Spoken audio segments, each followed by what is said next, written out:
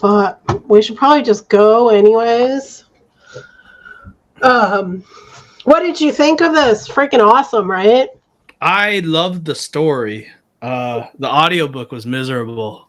Oh, really? Because of the Yeah, narrator? the narrator was so boring. Oh no. But the story shines through. Yeah. I've listened to a couple books like that where I'm like, oh my God, why did they get the secretary to read this? This is horrific. Yeah. Yeah, I mean, this is like the closest that we've read to a biography. Yeah. So, yeah. I mean, in that sense, it was really like the structure and everything was so easy to follow. Mm-hmm. Yeah, because it's just his life. And just chronological. And it was really like a hagiography, sort of like it was just built him up so much. Yeah, that was my like one of my annoyances is that it doesn't go through any negatives. Like for someone who's breaking so many boundaries, you think you'd hear like people, like other people's thoughts about him that are negative. Yeah. But this book is just like, yeah, everyone said he's this amazing guy, which I believe, but like it can't be everyone, right? I mean, the personal stuff that he didn't get totally into, but the fact that he was married and divorced 3 times, right? Yeah. And I think, I mean, there is a couple places in there where he like talks about how his kids and stuff said, well, he was married to basketball. Like, so I think that we can kind of infer that, you know, he was obsessed with basketball. Yeah. And having it be this like vehicle for integration and like a cause, right? Yeah. But it was just so good. I didn't really realize we were reading it like on the eve of Black History Month, which, yeah, you know, well, I mean, it is Black History Month now, so yeah, right. I mean, it's apropos, but it's also like I want to always be mindful of great, you know, excellent people like this. Yeah, it's really a hidden story that I think a lot of people should at least be like familiar with more. Yeah, absolutely. Do you have any like notes or thoughts you want to go through? Yeah, let me pull up. Do you want to try sharing them? I my notes aren't super organized this time. Okay. I didn't go chapter by chapter. I kind of just I have my thread on Twitter. Let So me see if I can go to it. Maybe if I even actually I might not be able to go to Twitter on my computer anymore. How select window. No, let's see. No.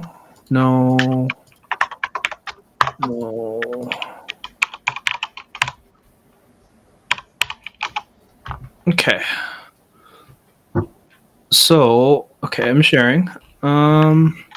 Yeah, so the story of John McLendon, the father of black basketball and the fast break. I thought it was compelling and engaging, right? It's really a civil rights advocate story. There's a lot of moments in this book that were really compelling, and he made the world better through his actions. Yeah, absolutely. Yeah. Time and time again, he faced through adversity and always handled it in a dignified fashion. I highlighted some of my favorite parts here. Some of my favorite events in the book was the bus driver story, where they were talking about like in when he got confronted by the bus driver and just got off the bus. Yeah. The Secret Duke game, I thought that was really compelling because we always hear about these blue chip schools in North Carolina as like a basketball savant. I mean, like that state is obsessed with basketball. There's so many good historical basketball schools. So that secret game made me feel like this is a part of the North Carolina basketball history that's not talked about. And the fact that it's in Durham, like where Duke is, made this secret game like super interesting. The fact that players, the white players went to the black campus and they were able to experience something like an interracial experience well before that was accepted. Yeah. Breaking laws to make that happen. I can't remember where, if it's in the this book or in the review of it or what, but they were talking about how like they decided to like make the movie of Glory Road over this for some reason.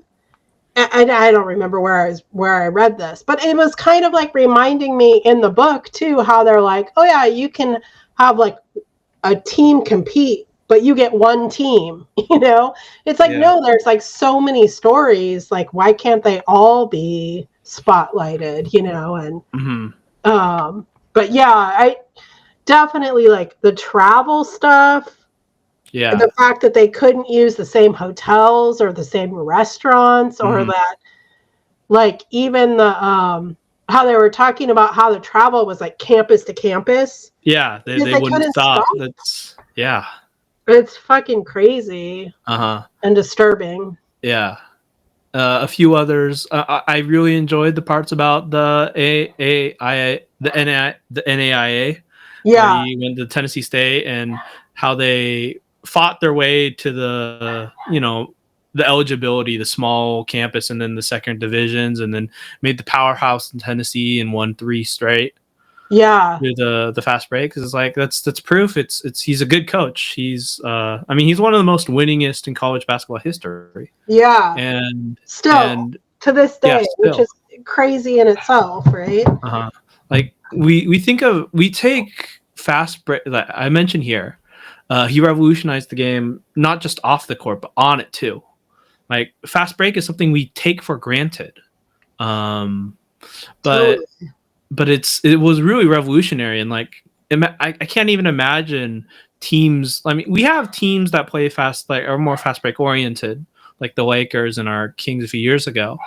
But everyone plays the fast break to some extent. Yeah. And the basketball is a moving sport. Like, you need to get back on defense, and but this was the era of stalls before the shot clock.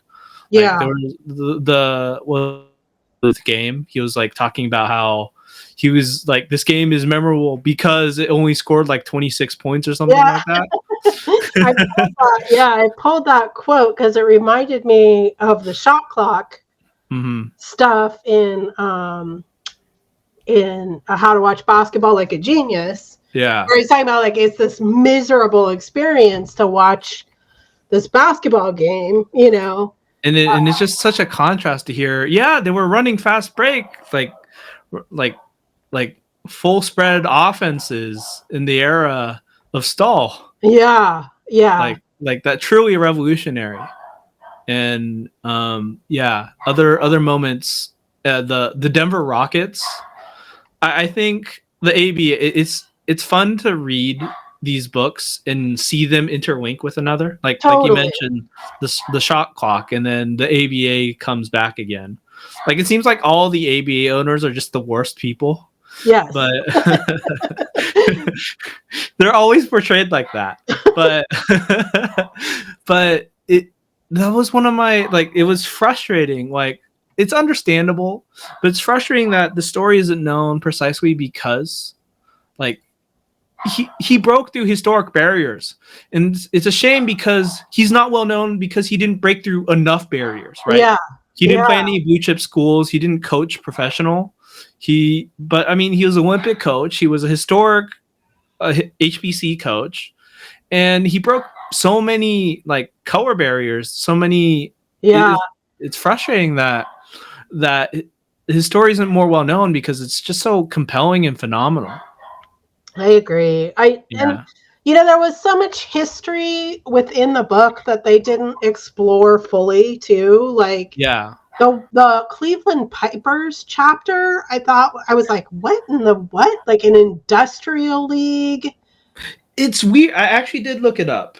The Pipers, they did switch leagues because they were first in amateur league. So everyone who was on the Pipers worked somewhere else. Yeah. And that to me, I was like, I kept thinking like, oh, these are the actual firemen and plumbers. Yeah. It wasn't that you were playing against the firemen and plumbers. The firemen and the plumbers were sponsoring the teams, and that's who you were playing, right? And then that became like the feeder leagues for a lot of the ABA stuff, right? Yeah. Because it was like confusing in loose balls reading like, oh yeah, they found this guy playing. He's like, well, what do you mean he was playing? Like, and this for me like gelled that concept of like there were all these other like smaller leagues that were happening, sort of, you know. But that got kind of like combined into the bigger leagues, especially because like also the ABA taking unlimited numbers of black players in at a time when the NBA was still having like limited roster spots for. That was a team by team basis, right? It was depending on. Yeah, for sure. And the 70s, it was probably mostly. Theoretically over by then, but I think there was still some like concern about like box office and stuff if you didn't have a white star or two, kind of thing. Yeah, and it's wild. They went to professional for a singular year, the American Basketball League. Yeah, where they introduced the 3-point. Right. That part was, I thought, like, I mean, they didn't tell a lot of that story, but the Abe Saperstein stuff, made me kind of want to do a deep dive on the Globetrotters. Mm-hmm. And, like, what kind of an impact he had on, these, like, sort of nascent younger leagues. But, yeah, just interesting side note, for sure, of, like, how modern basketball became modern basketball, right? Yeah. And then this is about the audiobook. I think I didn't like the way the story was written. I think it was really repetitive. Like I don't need to hear everyone saying he's a great person, like, right, 100 times, right? And the performance wasn't great, but yeah, that was the Twitter thread I had. Awesome. About how do you stop sharing? I don't know.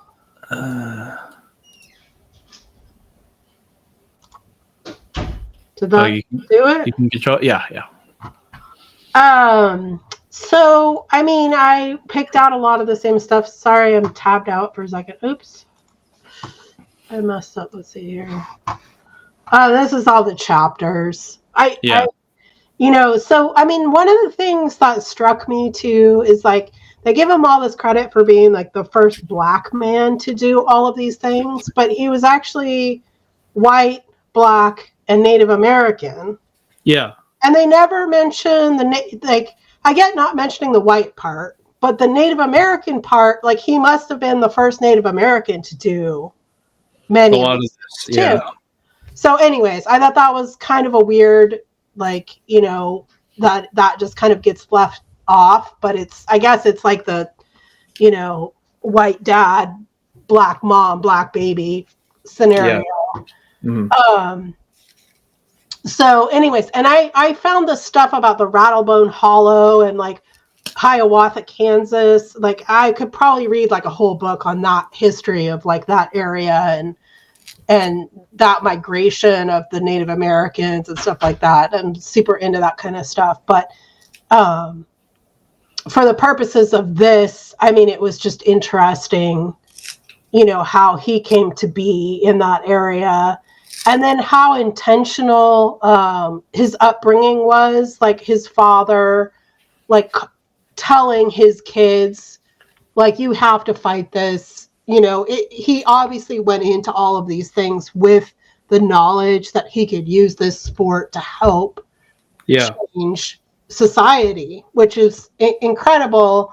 I don't know that I would it seems obvious if you're living as a second-class citizen that would be a goal, but for some reason, the intentionality of it struck me as being very poignant.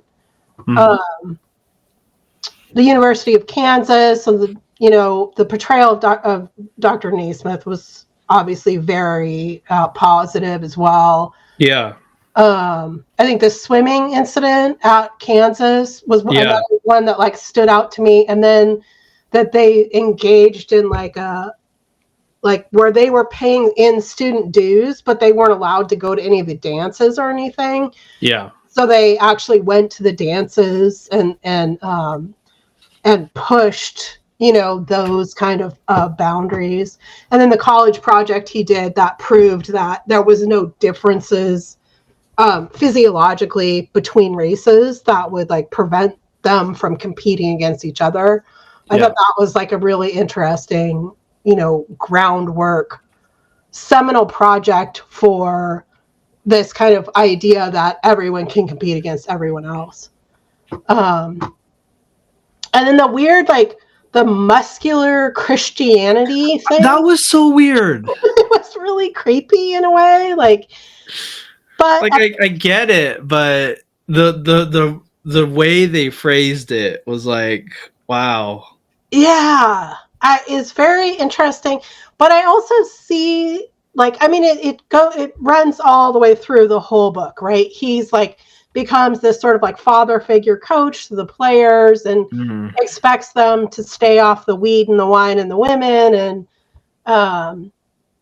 and it makes sense in a lot of ways that this is also going to be kind of a savior for them. As far as like helping them to live a clean life, right? Yeah. And but it was a weird. I didn't know anything about that. I'd never heard anything about that. But then tied into the YMCA roots of basketball, it does make sense that there's this philosophy that goes along with it as well.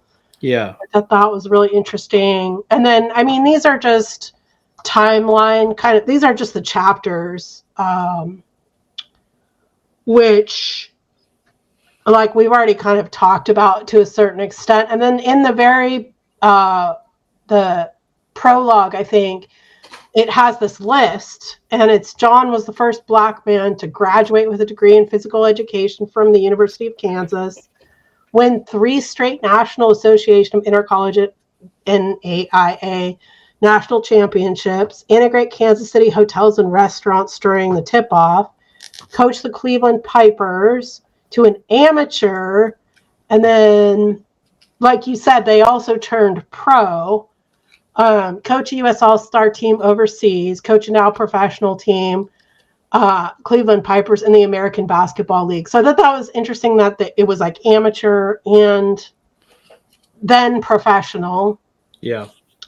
Coach at the predominantly white Cleveland State University, coach and win a major international competition, coach on the Olympic basketball staff, write and publish a book on fast break basketball, which I couldn't find the book though. It's out of print and it's like $100 or something, but I'll look whenever I go to the thrift store and if I ever find it. Be inducted into the Naismith Memorial Basketball Hall of Fame. It was a pretty impressive list, and I feel like there's some stuff that got left off there as well. Yeah. And then, just like McLendon's father, who called John the Wizard and Arthur the Law Piece, urged his children to fight discrimination wherever they could and be on the right side of the battle. So they had wanted like their kids to be like a doctor, a lawyer. And I can't remember what they wanted him to be, but he was like, just fell madly in love with basketball. Yeah. And that was sort of it. But he may have been, the most effective at actively changing society around him. And then at the nexus of muscular Christianity and college education stood the Young Men's Christian Association. Indeed, it was in 1891 while working as a gym teacher, blah, blah, blah. We know that he was, invented it at the YMCA. But the muscular Christianity and this like healthy activity and is an interesting through line in that they're trying to like basically keep people out of trouble, when there's no other sports going on. Yeah. And then Naismith believed that when you elected to be a coach, it was also your responsibility to be advisor, counselor, and father figure, and to act at all times like as an example to the athletes in your care. So I think, McLendon definitely also did that. Mm-hmm. And then while serving on the student council, McLendon decided to challenge other discriminatory practices at the university. For example, although Black students paid extracurricular fees to the university like everyone else, they were denied equal access to facilities and events in the student union, particularly the annual spring dance. McLendon and his girlfriend Alice decided they would go to the dance anyway. I thought that was a great... it was such a great anecdote because it's so... The fact that they were paying these fees should have made these things accessible to them, and they did. Even under separate but equal, that's not equal. Yeah. They're just giving them rights. Yeah. So, yeah. I mean, the swimming anecdote is really... I don't think I have anything about the swimming in here, but it's a similar kind of idea, is that they're like paying tuition, paying student fees to use the pool, and then they're like emptying the pool every time he goes, and yeah, that was wild. Really, it's like I know all this stuff, but then you read it again and understand it again, and it's ridiculous. It's crazy. It gets to you every time. Yeah, exactly. And then just like, so Naismith deeply impressed. So McLendon was tiny, right? He was like super small, but he was very fast, which is what like sort of, set the stage for this fast break kind of concept. And Naismith, deeply impressed with McLendon's maiden coaching experience, told his young protege, whatever you do, continue your interest in basketball. I feel you have a good understanding of the game. Johnny, you're on your way. Basketball is your calling. I learned my philosophy of coaching from those sessions, recalled McLendon. He told me never to put X's and O's on a chalkboard. It was more important to instill positive thinking and goal orientation, to let your players know their long and short range objectives, and to build your program step by step. So I thought it's interesting because they do talk they talk in a limited way about actual basketball in here. Yeah. Which is, a lot of what my main interest in reading it was. But they do talk a lot about how he basically taught like emotion offense, like that they had plays, but they didn't, there was no like set plays that they were going to run. He trusted his players to run them on the floor, which I thought was really interesting. And that he's built around like the special skills of his players. They mentioned they had the 2-point like offense, right? So they throw two guys into a corner, and then try to make motion through space it out so they can get to the basket easier. Yeah, there's an offense that Dean Smith ran too that he stole from John McLendon. That's called it's called the 4-point. Yeah, the 4-point 3-point line and stuff. So it's not modern, but it's a similar kind of this concept of like, at one point he says like one of his rules is that the entire team had to be over the half court line within 4 seconds.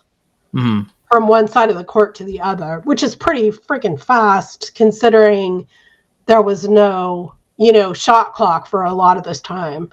Mm-hmm. So that was really interesting to me. And then this, for instance, stated McLendon, this was about the college project that he did, where he showed that physically whites and blacks were the same, basically. So for instance, stated McLendon, they used to say that blacks have a longer heel bone, and the femur was a different shape, and it caused them to have more jumping ability. We found out that wasn't so. In fact, McLendon's part of the study concluded that no measurable physiological differences exist across racial lines.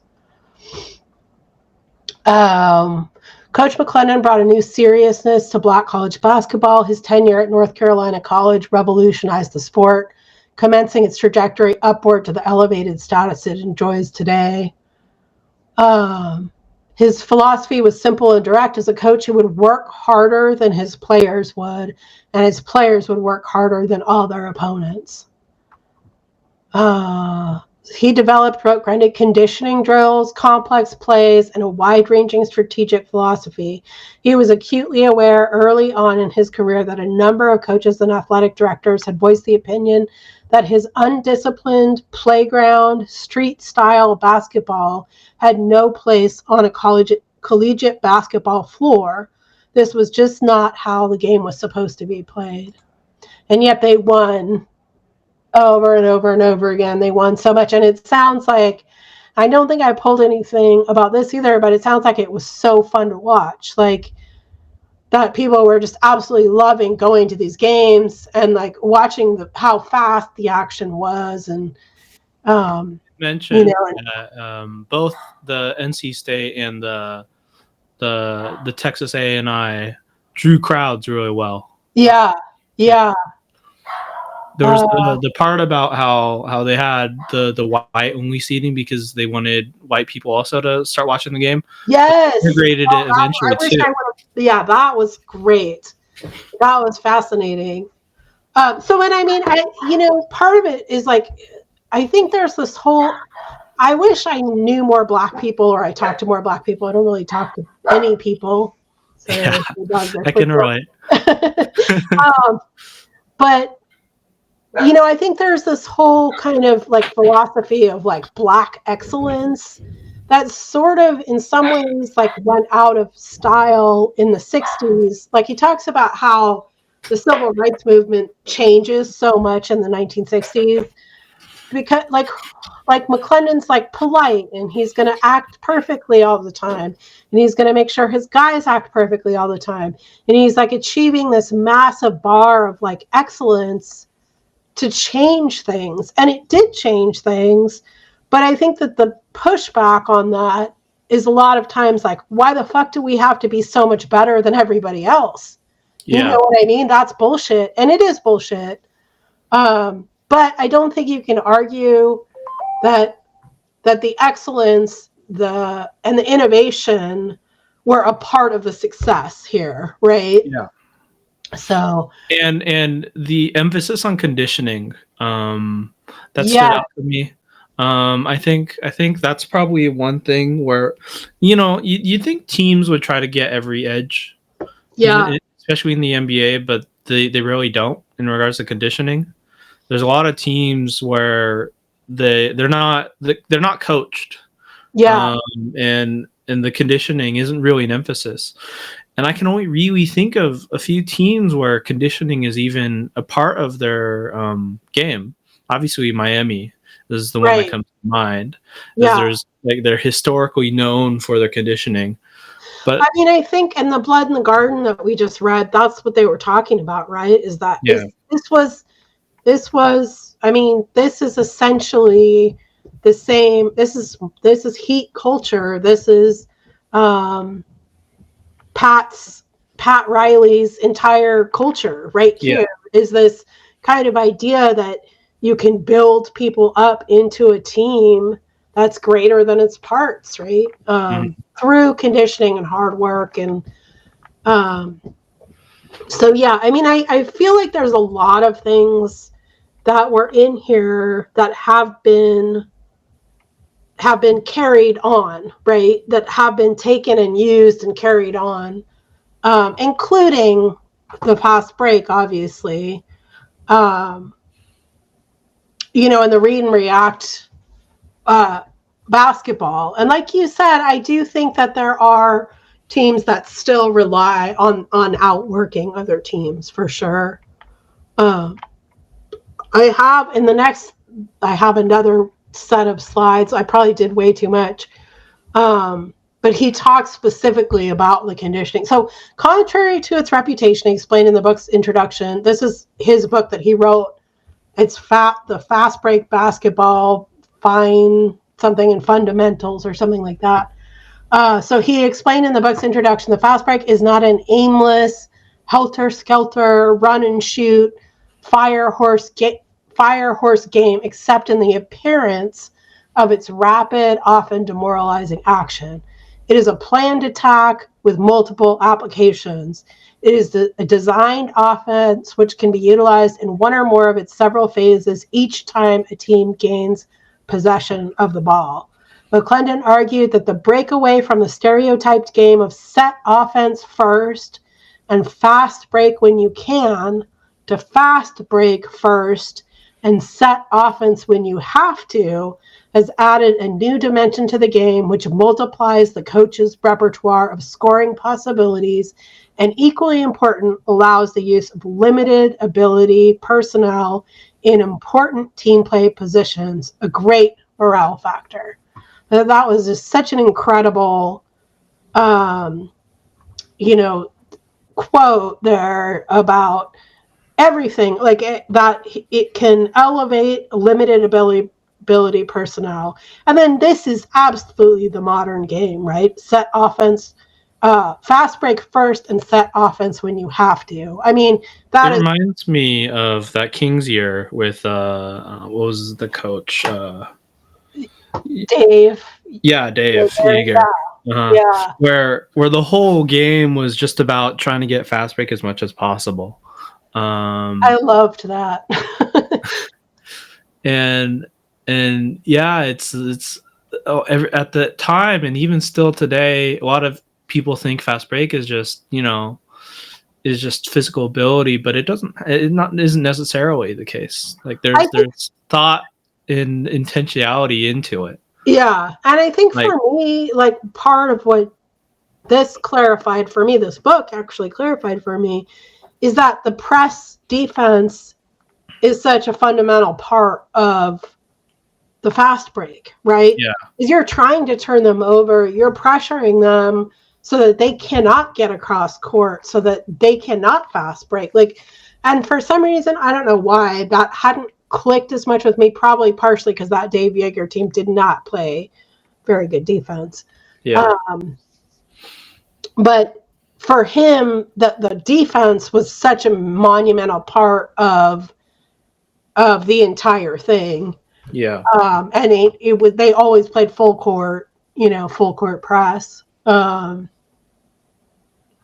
So then McLendon outlined 15 reasons why the fast break game could consistently put any team with even mediocre ability into the scoring column. I think one of the things that's so appealing about it too is this kind of idea that underdogs can win, right? Yeah. So there is a thing to that of in the era that was absolutely true. Yeah.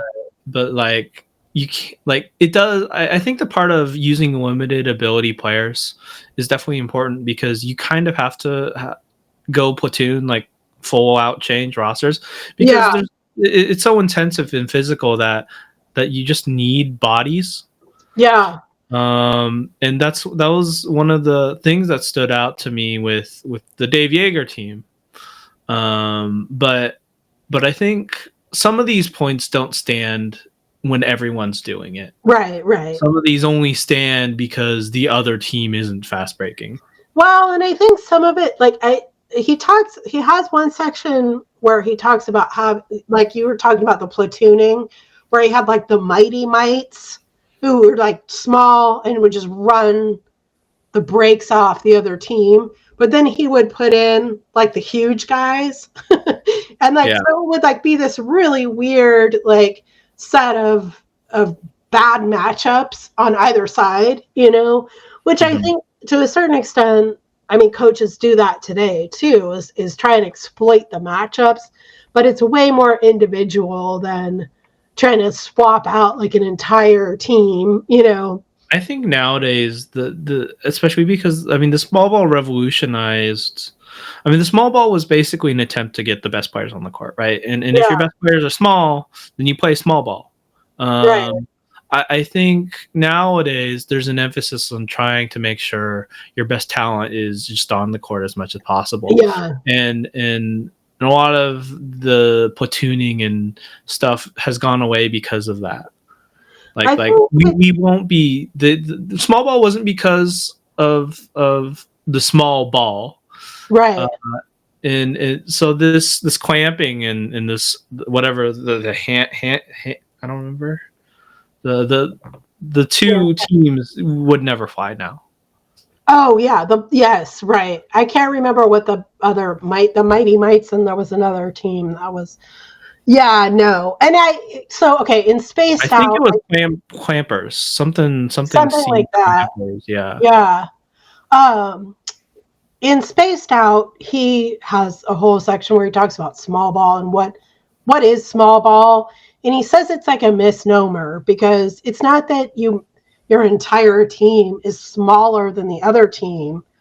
It's just because Draymond was playing center and happened to be smaller than the other team's center, right? Yeah. So it's like, it's not, in fact, like the Warriors lineup in 2015, when it became like so popular to talk about small ball and stuff and how great it was and the death lineup and all the stuff, it was actually on the average bigger than the other positions that they were matched up against, except for Draymond.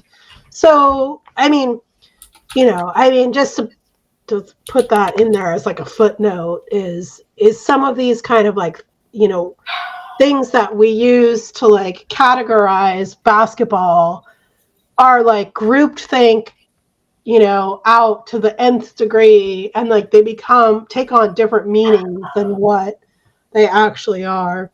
So, okay, so I don't know if I need to go through and read all of these.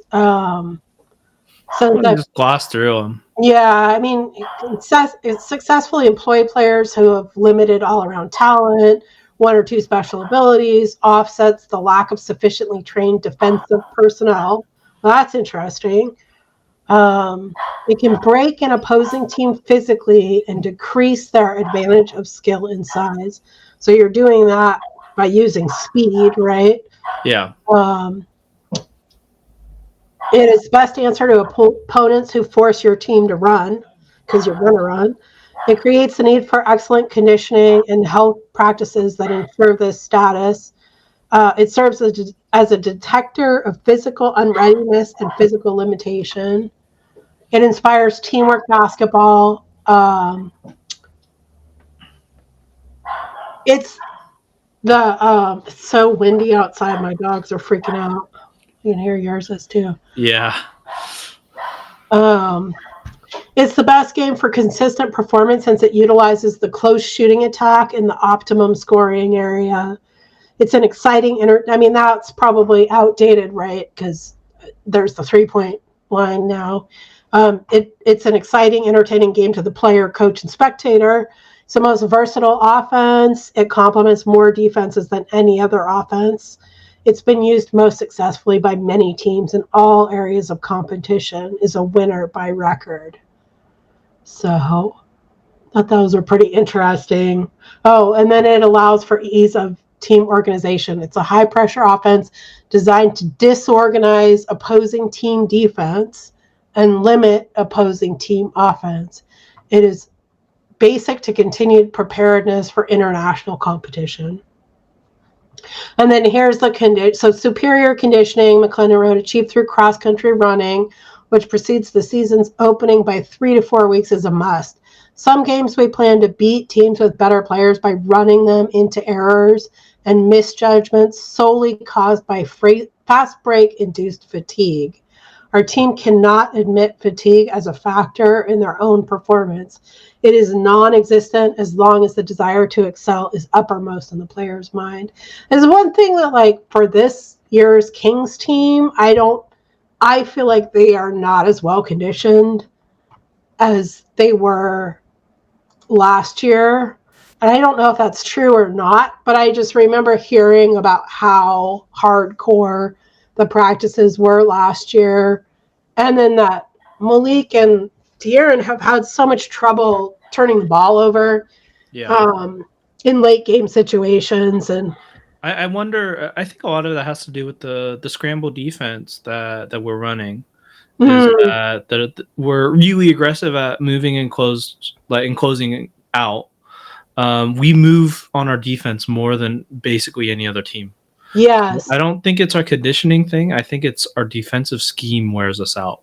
So, when you're saying that, are you saying that we're switching too much, or are you just saying We that switch a lot. I think we switch too much too? It drives me crazy. Sometimes I'm like, why are you not staying home? Like, and I do understand they have this hot guy thing where they're like trying to identify who they can leave on the perimeter and stuff like that. But sometimes it's a little frustrating to watch, for sure. It does work really well at times. I mean, our defense has improved. Yeah. But we've lost our legs. Yeah. It's fallen apart the past few games outside of Denver, it seems.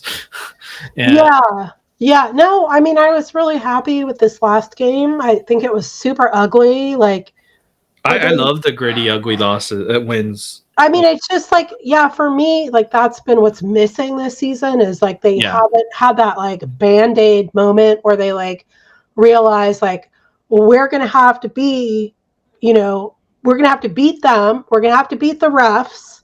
Like it's us against everybody. And we're going to have to be faster, stronger, better, and like for whatever reason that they haven't, but also I think there's a lot of room for growth. Like I'm not writing them off either. Like I feel like a lot of people are like, oh my god, they didn't do anything. Like there's a lot of individual growth, but I felt the team isn't putting enough effort. It felt like a lot of losses are because the guys weren't locked in. Like their focus. I can see sometimes when they're not focused. I can see when they lose focus sometimes. Mm-hmm. But also, I have seen moments, and they've been few and far between, where everything's working. And it's like, holy shit, if you could do that for longer. Yeah, just like play a complete 48, right? Yeah, or the last 3 quarters of a game. Like, have a shit first quarter. Cool. But then if you could like bring it around. So anyways, we'll see. Yeah. I don't. The rest of the league has gotten better. And I think people's expectations need to acknowledge that.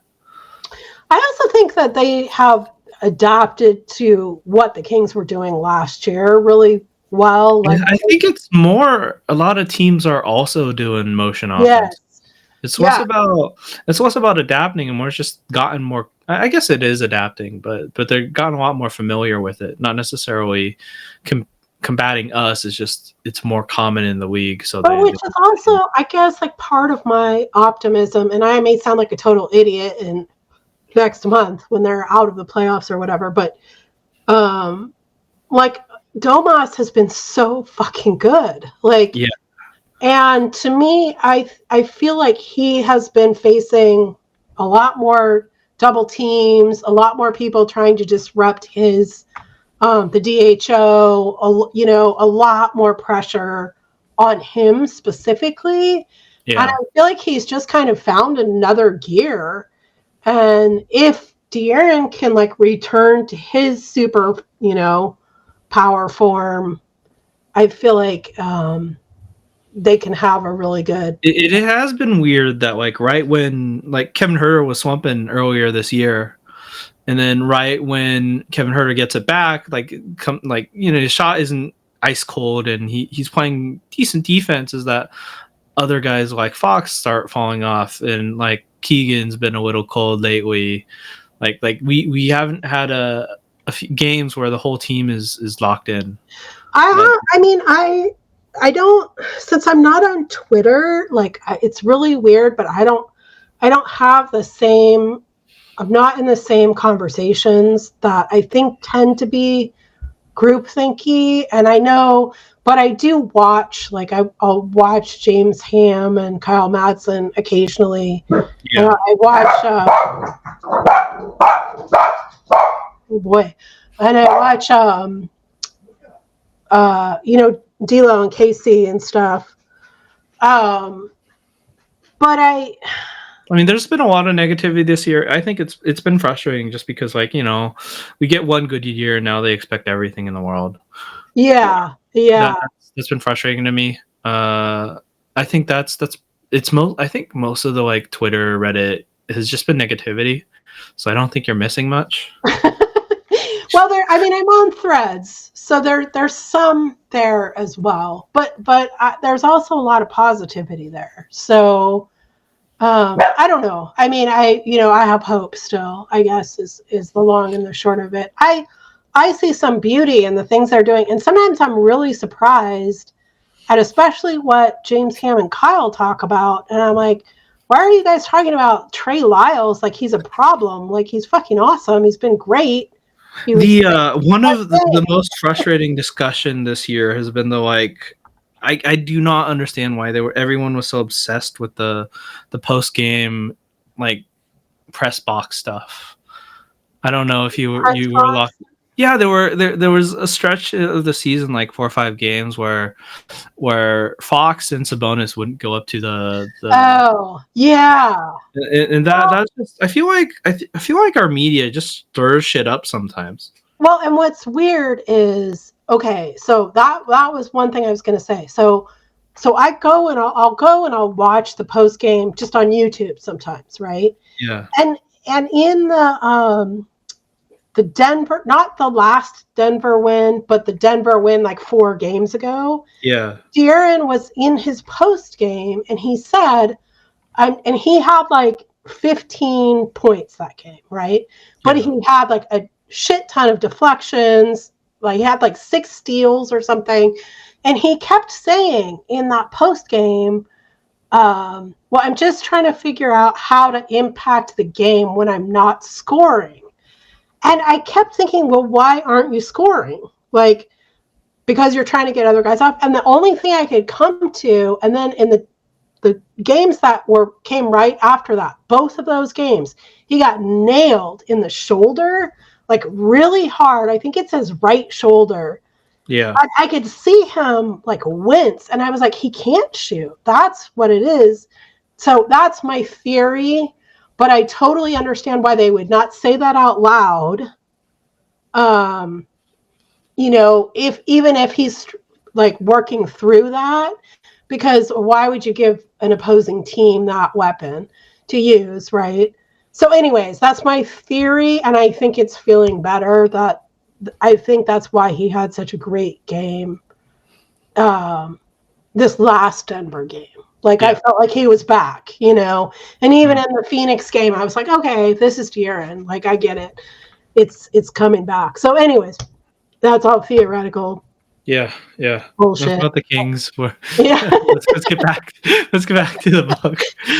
Okay, so I think I didn't read that. So he aimed to blend an aggressive defensive press with a high-speed offense that utilized specific lines of attack.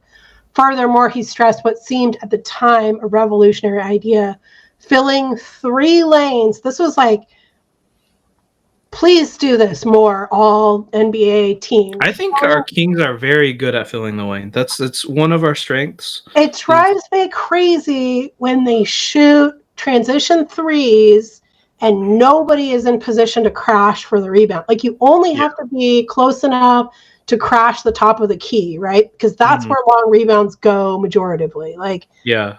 And it drives me. Make sure everyone fills the lane, though. Like, yeah. So anyways, filling 3 lanes on a break to secure the manpower advantage in the front court. Okay.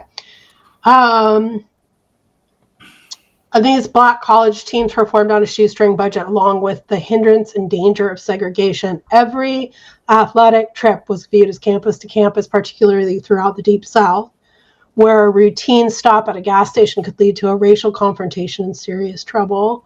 So we've already talked about that too, but it was just really telling, like, how many times even like they would go to tournaments and basically like have to drop out because they had no money, or how these kids were like at these colleges, but they were not, physical education was not a major, so you couldn't get a scholarship to be there. And you definitely didn't get like an athletic scholarship if you were a basketball player.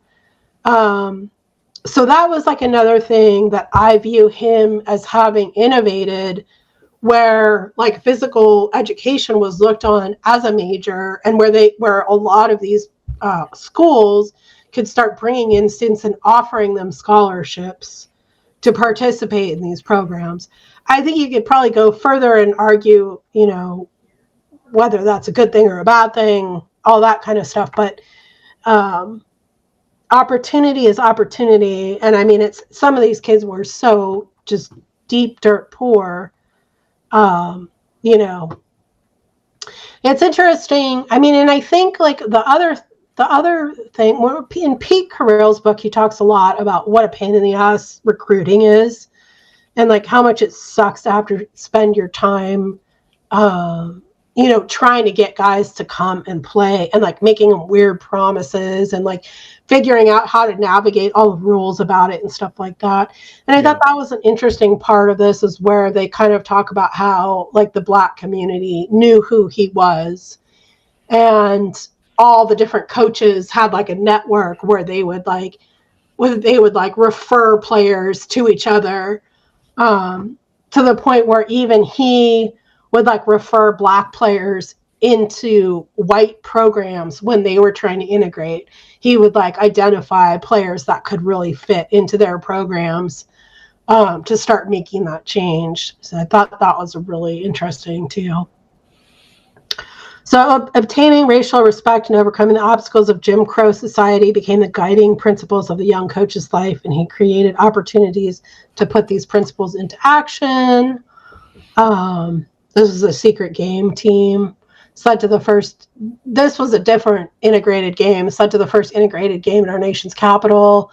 Underscore the significance, McLendon invited Eleanor Roosevelt, hoping to prove the administration supported his efforts. Sympathetic but unable to attend, she sent Interior Secretary Harold Ickes, a strong civil rights supporter, as her personal representative. And the secret game stuff is just really cool. Yeah, I think that was just an incredible chapter to read.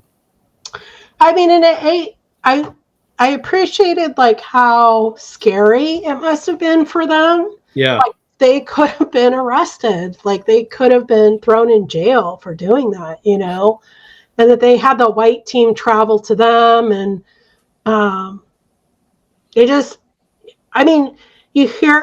read about the secret game before, but I don't think I totally understood like the magnitude of how dangerous it was for them to do that.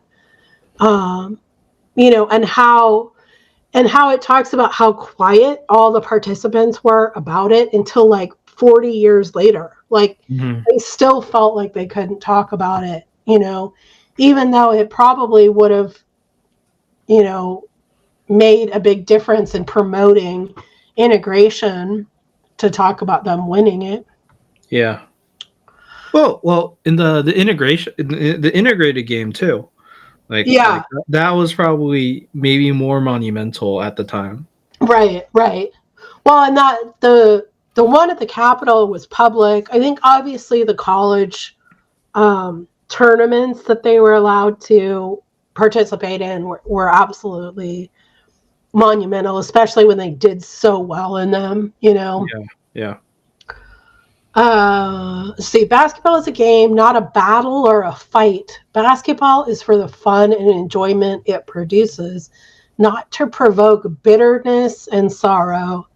A basketball game is not a matter of life and death. Basketball is a game from which there must emerge a victor and a loser. In general, only a few points separate the two. The victors deserve congratulations. The losers respect. Victories should develop a spirit of tempered elation mixed with tolerance. I just love that, because I feel like so much of our narrative these days is like, he's great, he sucks. He's great, you know what I mean? And it's like, It's way more nuanced than that, first of all. And second of all, like, that's just a terrible conversation. Like, and I mean, even the guys that make it to the NBA at all, like, I don't care who they are, if they fall off rosters, if they get waived and never picked up, they made it there. Like, that's an incredible amount of perseverance and work. Yeah. And I always just think about how when even washed up players can go to like the CBA and absolutely destroy. Totally. Yeah. Like there's a level of creativity, talent, etc. you need to make into the league that is exponentially incredible, even for like even in comparison to other professional leagues. Totally. So even the worst player on an NBA roster would be like a top 10. Well, not necessarily. It depends on the league, but like in comparison to CBA, for example, like definitely any NBA player will be the best player on a CBA team. Yeah. Or I mean, look at Stephon Marbury or some, like Jimmer Fredette, like Jimmer. who just goes and like dominates like Chinese basketball. Like, I mean, it's I'm out on the like making fun of guys or like I don't know dunk. I'm out on dunk culture, I guess. I think I'm tired of NBA fans who don't enjoy basketball. Like, I don't get it. Like, if you're a fan, enjoy it. Gambling has made it a lot worse too. Like, I feel like people talk about basketball as if it's like a bet sometimes. Yeah. And it's like, dude, you're talking about statistics and box scores and shit, which, I mean, they should hopefully be a tool to help you figure out what's happening on the court. But that is like the least engaging part of a game, in my opinion, Yeah, I mean, there's so many aspects to winning. Yeah. And fixating on any individual stat is doing that a disservice. And it's a whole team. There's 5 guys out there. So yeah. I like that they talk a lot in here about, how to build that team dynamic up and how it becomes a different, it's not about one guy or, it's about how the team can work together to attain this goal of a win. Anyways, so although Charles Cooper of I don't know how to say that, Duquesne University was the first Black player to be drafted by an NBA team, the Boston Celtics, on April 25th, 1950, All-Star guard Harold Hunter of John McLendon's North Carolina college team became the first Black player to sign an NBA contract with the Washington Capitals. So I actually pulled this because I think it's interesting. Congrats to Harold Hunter. But I thought the story about him being involved with the two recruits when they were trying out was really like they pulled off to a basketball court to practice. Yeah. Right before the trials because in their coach they never did like one-on-one defenses. It was always something like that. Was really sweet, and that they traveled together, and that he he advocated for them. I thought was great. I mean, sadly they didn't get paid what the white players got paid, etc. But it was a step, right? Yeah, no equality. It happens immediately. The enemy of gray is good. Yeah. And then it goes into like the college. The whole college thing was complicated. Like since I don't even know what the current,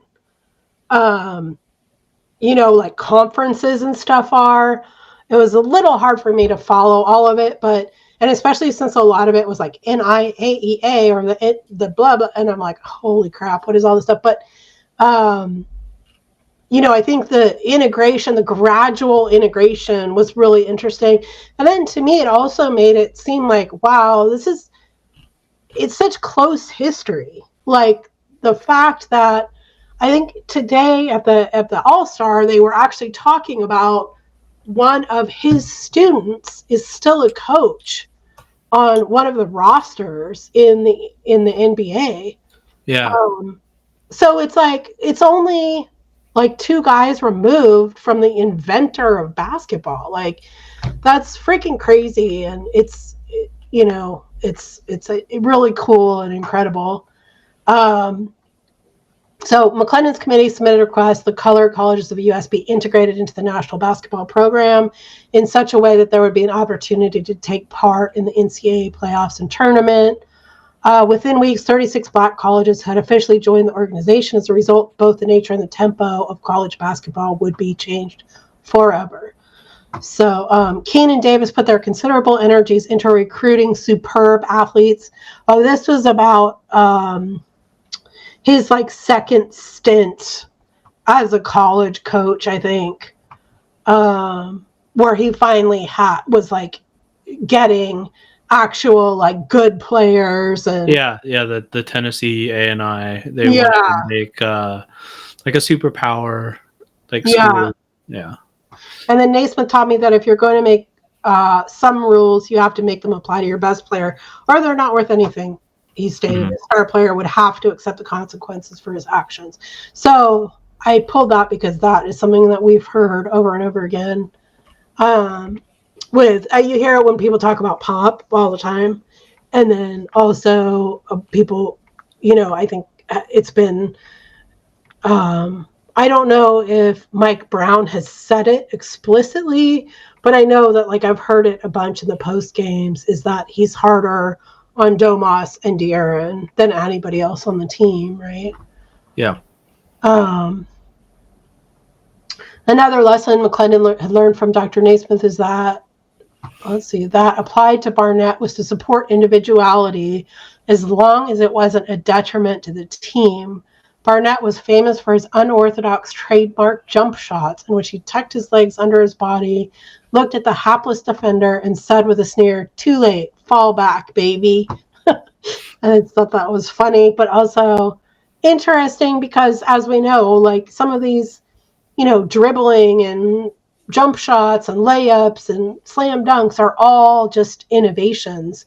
They're all just individual. There's a lot of coaches, a lot of scouts that tend to judge form, like if you have an irregular style. Like I remember Halliburton. Yeah, that was his big knock, right? The reason he fell to us is people didn't like the way his shot looked. Yes, even though it went in, though he was an analytical Darwin. Like I think that's Jason Williams' thing too. I think Jason Williams got more disciplined over the course of his career, but I mean, that was his superpower, was that crazy spicy passing. And I just, if you can foster it within a system, it becomes a strength, right? Yeah. I mean, theoretically. We shouldn't look, like, there's a whole Moneyball thing, but you shouldn't diss talent just because it looks weird. Yeah, totally. I mean, Tyrese is such a perfect example of that. I wonder if he's the MVP of the. I could not care less, to be honest. I was so annoyed with like the entire thing, because it was like, I love Tyrese, don't get me wrong, but it just was like there's zero kings there. Yeah. And that they're just like Tyrese is like the host, guy, because it's in his city. So he's in like every single event. And then plus they were just like feeding him like mercilessly. Like, what a scam, dude. And then at the halftime show, she like had the beam in it. Like it wasn't the real beam, but it was like a facsimile of the beam on our stage. It's like, seriously, this is what we're doing. Anyways. The whole All-Star weekend was just... It's baloney. Like you mentioned, the Pacers getting gassed up. They had the skills challenge. The Pacers had a whole team. So yeah.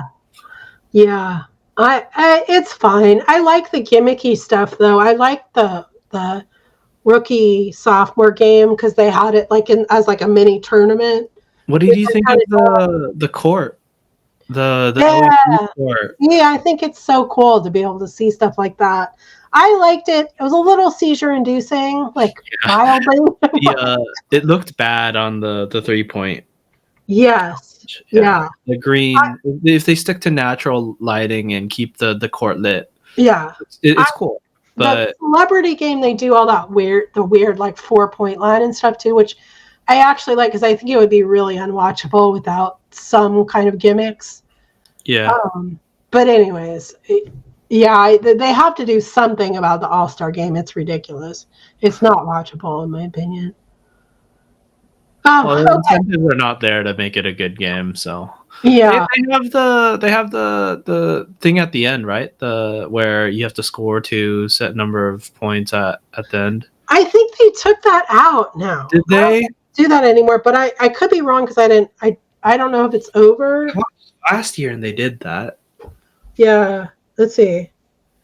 The Lillard awarded the Kobe Bryant, so he was the MVP. Anyways, I don't know if they did the Elam ending or not. I think they need to change it. I think they should make the All-Star game like the sophomore game is make it like make Tournament. more All-Stars. Yeah. And then have like a sniper team, like a G League team or something that could potentially like challenge somebody, and then have 4 teams fight it out. But whatever. No biggie either way. They could always go back to different formats. I remember the US versus World format. Yeah. That could work for All-Star. Who knows? East or West is traditional though, right? Like maybe they do like East 1 and West, like East 1, East 2, West 1, West 2. I mean, if they just change it every year, I think that's the key. Like, because people got sick of world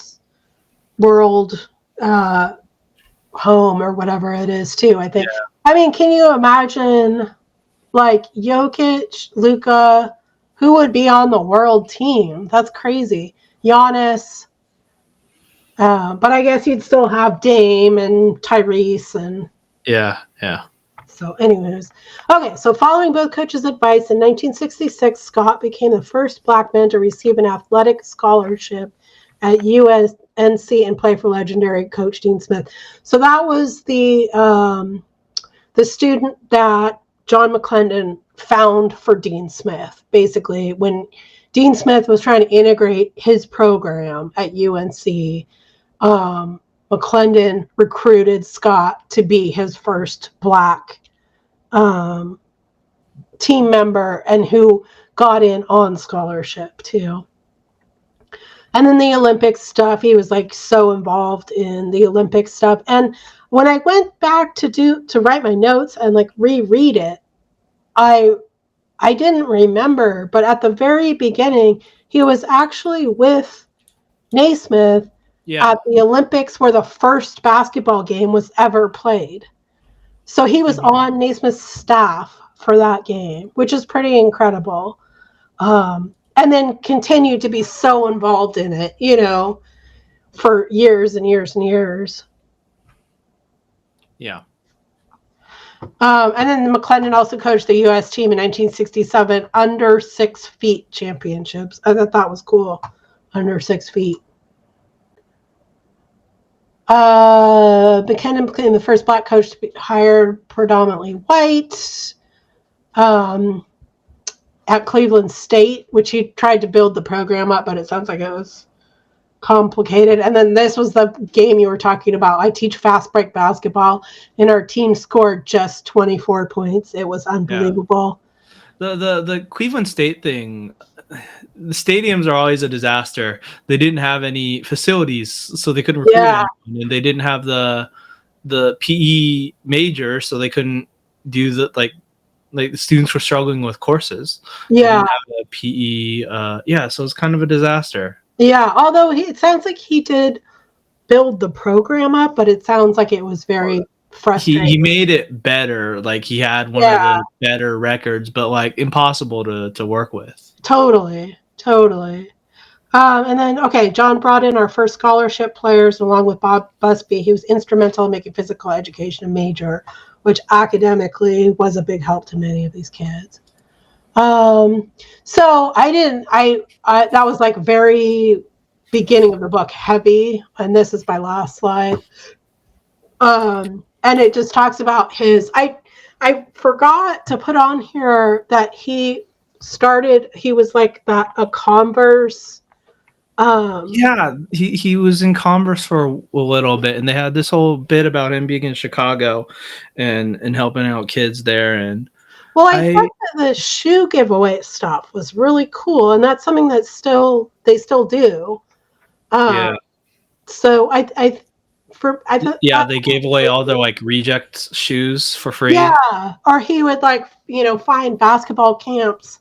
Like when he wasn't working anymore and he was just doing community outreach stuff, he would find basketball camps or schools where he would go and just give them shoes. Like, I thought it was interesting, but a little sad that it is because he went into that right after the Rockets. Yes. So he kind of gave up coaching for it. Yeah. Like, might have gotten like disenchanted with and pros. The Rockets stuff, that was a complex chapter. Like, in that it sounded like his methods were totally sound, but like this kind of idea that you have to work harder than everybody else and be better conditioned than everybody else, it doesn't work the same way at that level where you have the best of the best who are used to relying on their talent, right? I mean, it shouldn't be that way though. Like, right.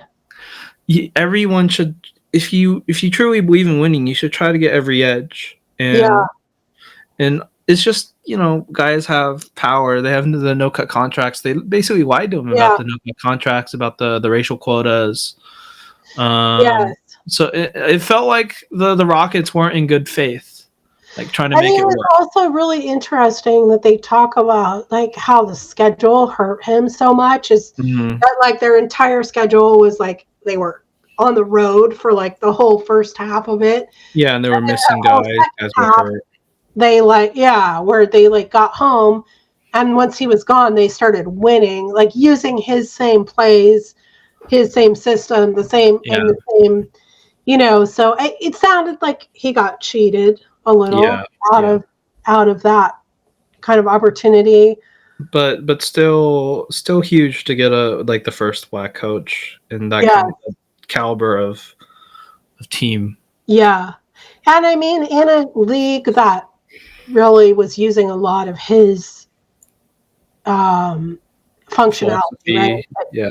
They played fast break ball, used the 3-point line, all of that stuff was stuff that he innovated. So I'm so curious, what if basketball coaches now know who he was, if they've been exposed to his philosophy, I'm sure it comes up at some point in time. Yeah. But it definitely, it's kind of just basketball history at this point. Yes.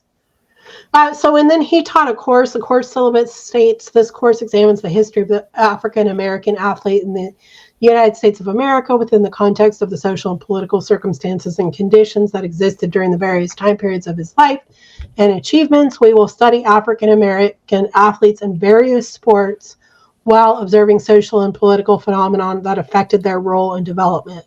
The course covered 11 different sports and had a research list of 100 books from which the students would choose 10 to investigate on his or her own. That sounds really cool. It said that his book was not on the syllabus. So, but just again, that this was his goal the whole time, was to further integrate society using this sport that was fun and that he played in a really fun way. And I think it's always interesting to run across courses where the professor was a huge innovator in whatever they're teaching. Yeah. I took a self-driving robotics course. Oh wow. Where the professor was a part of the Google self-driving car team. Oh wow. And I was like and he was like super foundational in regards to like how self-driving cars work. And I was like, that's so cool. That's amazing.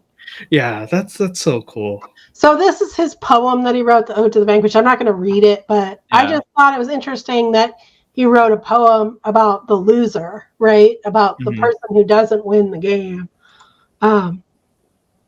Let's see if I can. I had like a couple just like things I didn't want to forget to say, but I'm not sure if I'll be able to find them.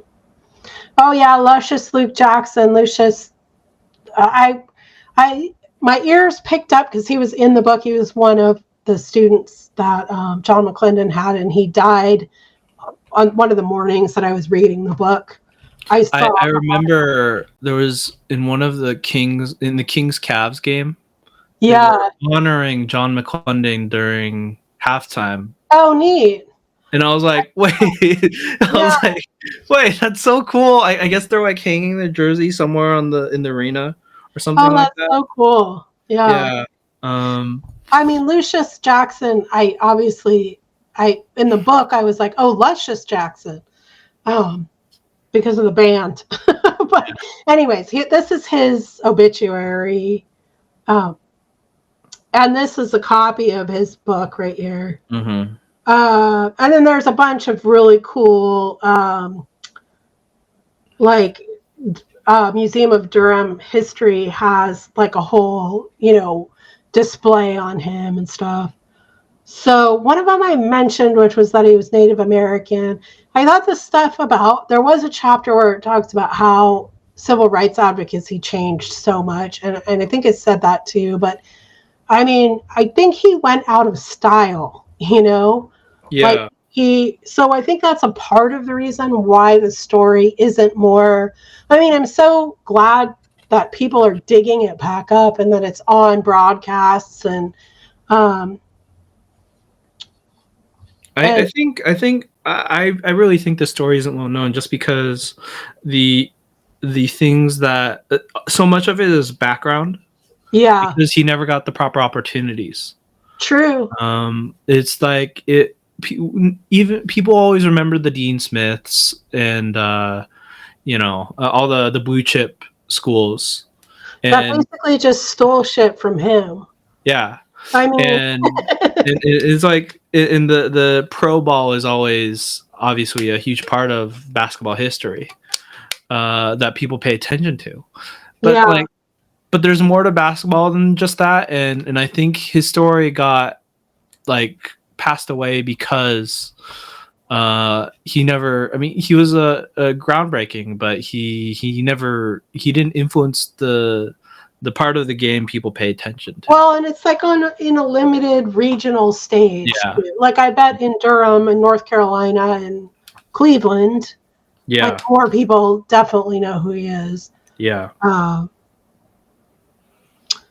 And that must be it. That's all I have. I have one more thing. Yeah. The book mentioned how he was in the Hall of Fame as a contributor, and and they talked about, there was this bit about how someone mentioned him as a coach and he got mad and told him on the medallion not to do that because that was a mark of his character. It was right at the end. But he did get voted in as a coach in 2016. Yes. So I'm glad that the whole the NCAA was petty because he was promoting the NAIA. That's so stupid. It's crazy. If that was the reason he didn't get into the Hall of Fame, that's as a coach initially when he was alive. It's a bit of a tragedy. Personal drama. Because he was great book. Mm-hmm. Very, very fun read. Do you have anything else you're interested in reading? It's not a basketball book. It's more a general sports book. I want to read Field of Schemes. Field of Schemes. It's about stadiums. How owners try to cheat cities out of money for stadiums. Ooh, that sounds spicy. And he has a website, but he has a book. And I've been meaning to read this book for a while. But we've been doing basketball books only, so I was not sure if I should bring it up, but I think we should really go through it. So it doesn't have an audiobook. Are you cool with that? I'm cool with it. I've been meaning to read this for a while. Field of Schemes. Oh, this looks fascinating. How the great stadium swindles turns public money into private profit. Ooh. All right, cool. It's pretty topical for me. I've been following the A's. And that whole thing has been and obviously it was relevant to us during the move. Yeah. The Kings. So yeah, I've been following all the teams trying to snake out money, and I've been meaning to read through this. So now I guess we need to figure out when stop whenever. But this sounds really interesting to like take a little vacation from basketball too. Mm-hmm.